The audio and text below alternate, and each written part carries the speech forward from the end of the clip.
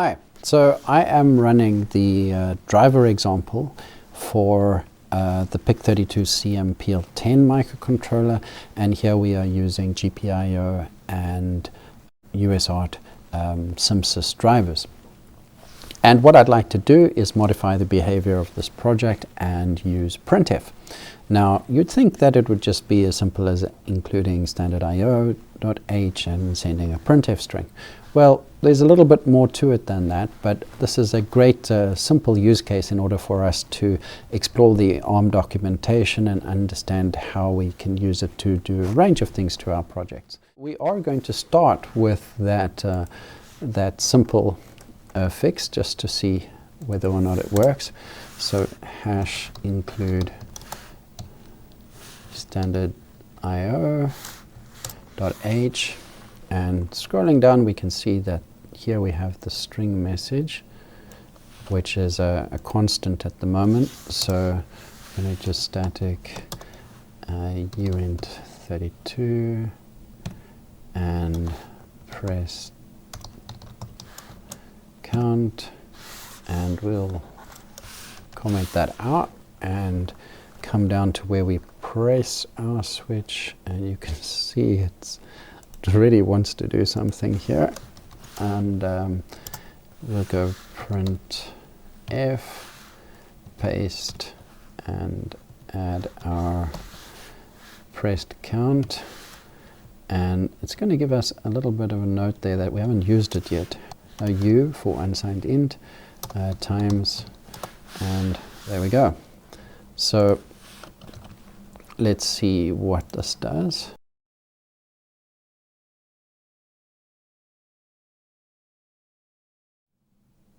Okay, and we're getting a program received signal, sig trap, trace, breakpoint trap, so not so happy. So let's go into the Arm documentation and see how to handle this. So we scroll down, we can see quite prominently here retarget IO functions of the standard C runtime library. So opening this, we can see, yes, we have standard C library functions like printf, scanf, etc. And then we have low-level IO on which it's built. That's platform independent. And then we have certain platform-specific implementations like standard in, standard out.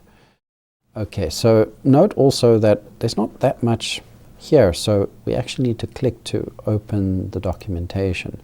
Here we get much more information.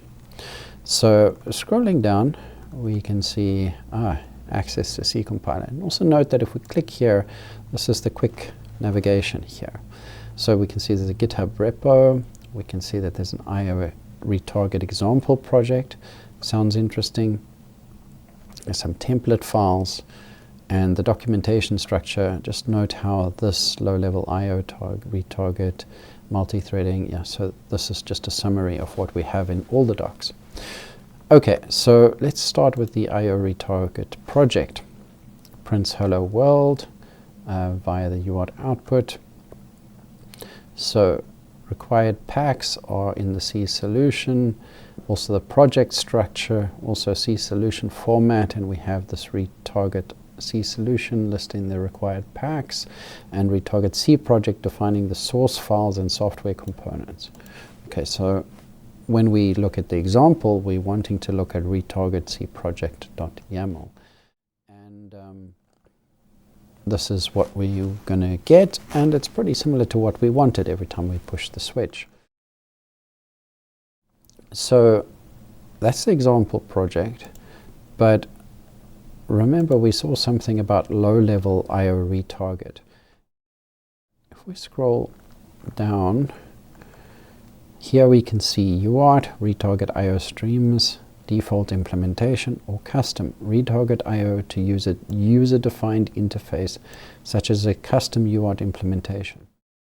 Why is this interesting? Well, if we look at our project, we see that we have a UART, and in fact there's a specific UART that we need connected to the embedded debugger. Here the target chip is sending communications to our embedded debugger and is sending it to the PC.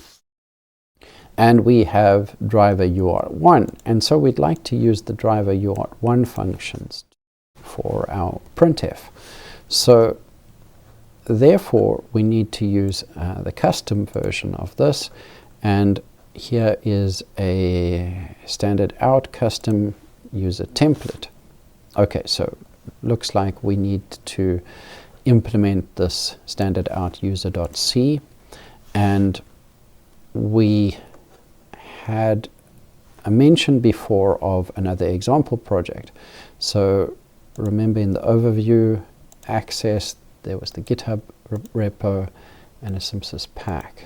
So I'm now going to go back to the templates, standard out, and in the GitHub there's an example, and in this project there's a retarget cproject.yaml. So here we have the packs that are needed in the project, and we have the components that are needed in the project. Adding these packs and the components. So let's just start at the top here. So our project, C project, you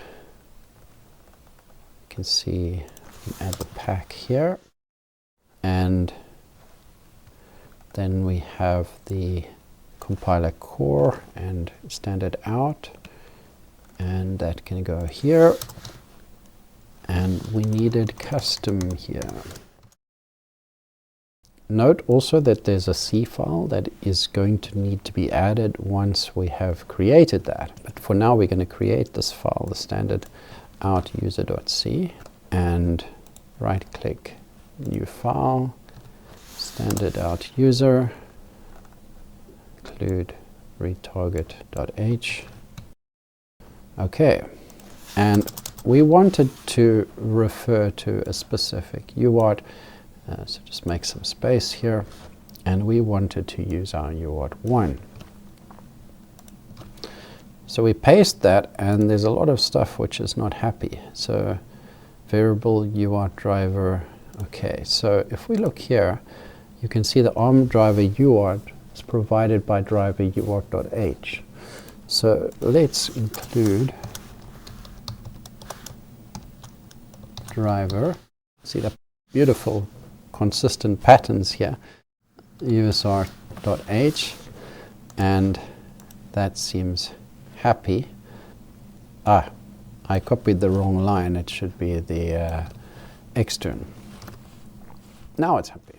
What are we actually bringing in here? So if I control click on the ARM driver UART, here we get the interface of the structure of the UART driver. So we're going to be sending. You can see that it's a constant void for data, and here we have the ARM status, but of course it's a bit easier to look at the specific UART1.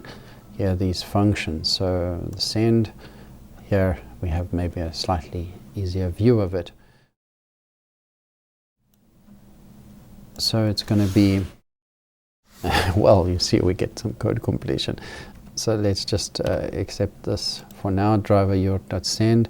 I think we can just use a UART8 because it's ASCII characters we're sending while. So we're polling until UART1.getStatus tx busy, and we're returning channel. Now this -1 here is just basically a placeholder. Minus will always give an error. So the character, we're going to return the char, and it's a basic send char blocking function.